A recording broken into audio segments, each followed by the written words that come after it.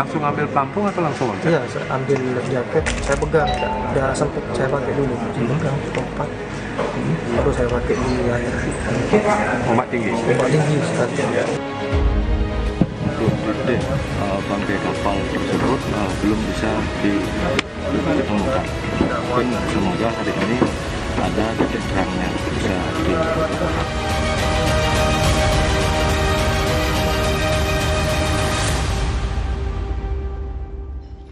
Saudara, salah satu korban tewas dalam kecelakaan KMP Tunu Pratama Jaya yang tenggelam di Selat Bali dimakamkan oleh keluarganya di kota Probolinggo, Jawa Timur.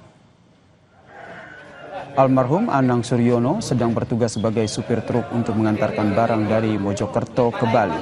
Keluarga mengaku terkejut dengan peristiwa tenggelamnya KMP Tunu Pratama Jaya yang menewaskan ayah mereka.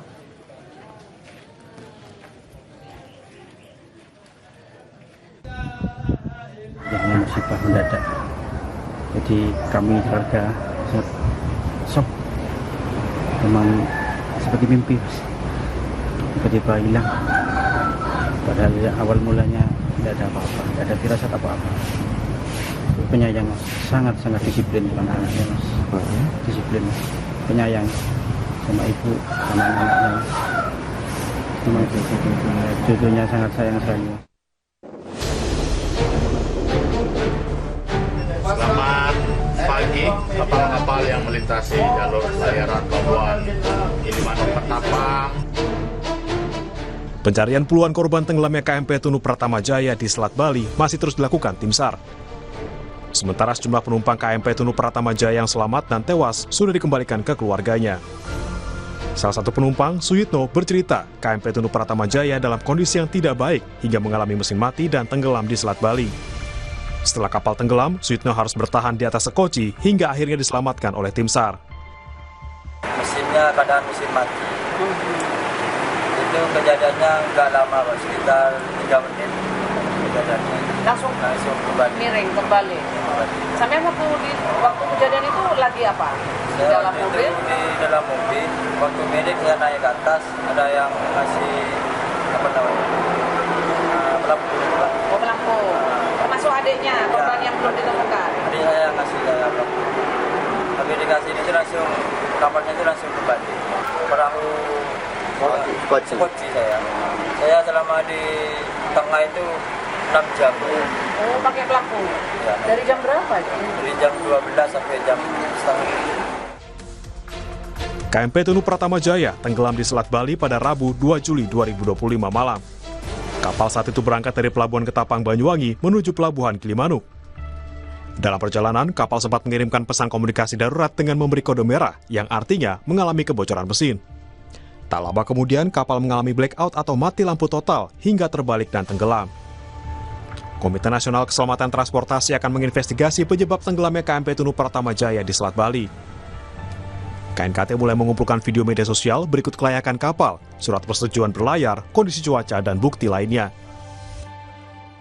Ketika dikeluarkan SPP kan diyakinkan bahwa kapalnya memang dalam kondisi layak secara dokumen maupun secara fisiknya. Terus kemudian awak kapalnya juga dalam kondisi layak untuk melakukan pelayaran. Cuacanya juga memenuhi syarat untuk dilayari dengan jenis kapal itu, bukan kapal yang lain, tapi kapal itu. Nah, kalau semuanya sudah oke lah, terjadi kapalnya tenggelam. Apapun sebabnya kita belum tahu. Tapi ketika kapal tenggelam ini, kan kru kapal dilatih bagaimana melakukan tanggap darurat. Tim SAR masih mencari sejumlah korban tenggelamnya KMP Tunu Pratama Jaya di Selat Bali. Dari data manifest, kapal ini mengangkut 53 orang penumpang dan 12 orang kru kapal. Tim Liputan Kompas TV. Tim SAR mengerahkan kapal negara SAR Permadi untuk bantu pencarian puluhan korban tenggelamnya KMP Tunu Pratama Jaya di Selat Bali. Lalu bagaimana proses pencarian korban yang dilakukan tim SAR? Berikut liputan jurnalis Kompas TV, Dwi Rendra yang tengah berada di kapal SAR untuk ikut melakukan pencarian korban. Saat ini saya berada di kapal negara SAR 2049 Permadi Dan saat ini saya bersama tim Basarnas untuk mengikuti evakuasi pencarian korban yang saat ini masih hilang. Dan saat ini saya bersama siapa?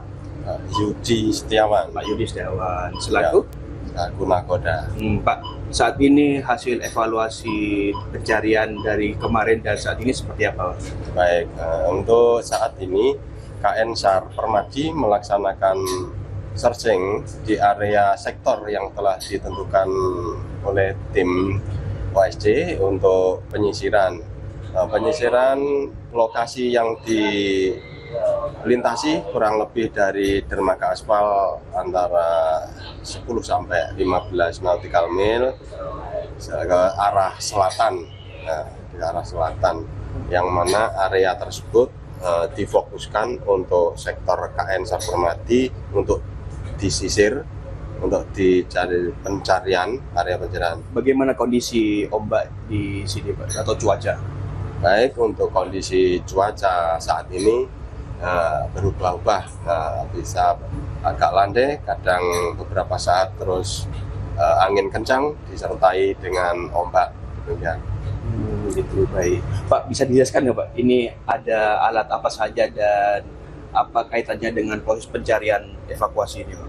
Baik, bisa kita jelaskan yang paling sebelah kanan ya, itu ada radar.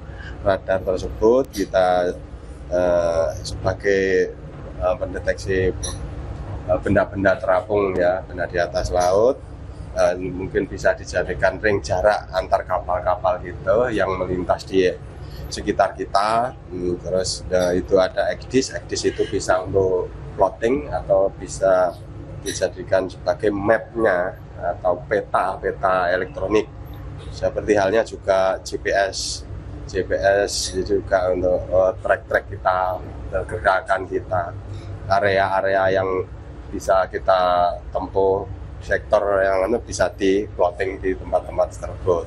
Terus alat-alat komunikasi dan komunikasi intern, ada komunikasi secara umum melalui channel-channel marine ya, dan juga melalui HP bisa demikian. Ya, begitulah proses pencarian di hari ketiga bersama kapal negara SAR Permadi. Dan selain itu, posko telah dibuka di Pelabuhan Ketapang dan Gilimanuk, serta petugas gabungan juga terus berkoordinasi, tak hanya dengan petugas lainnya, diantaranya lain adalah nelayan dan kapal yang melintas. Semua diharapkan ketika melihat informasi atau ciri-ciri benda yang berada di laut agar segera melapor ke petugas.